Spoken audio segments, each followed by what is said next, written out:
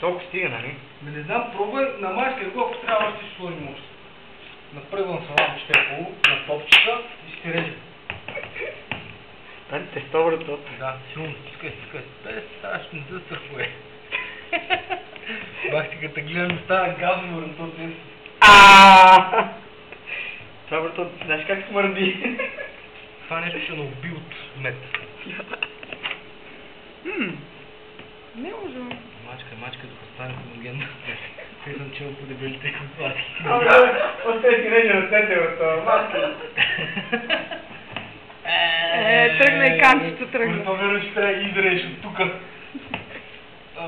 Дай на чиника сега върто. Салата те да въртиш. Ма стана ли хомоген, че бъде? Още не, ма. После само аз ще ям, който не го внуч. Не.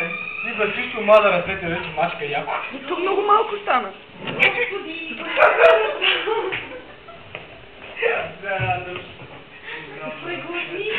Жорето му се развалиха зъбите само като го приготвите.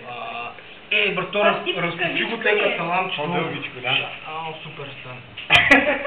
А това има точно едни като салам, дето е тия мачка нюрла. Да. Това е салам. Али, ти стана уникално. Той консул ще го изчиска на себе като върна. Добре, а това какво ще има продължението? Шоколад ще го заливаме.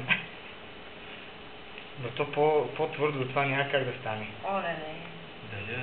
Брато, ти мриш на храна за риба. Не, точно за хранка. Аз така се чувствам.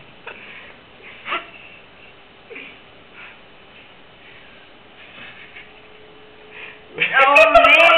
Уейно! Точно да има с устата, виж. Те как го ми само, може да не да пропенчу. Мечо май вече не е сигурен, че ще го яде.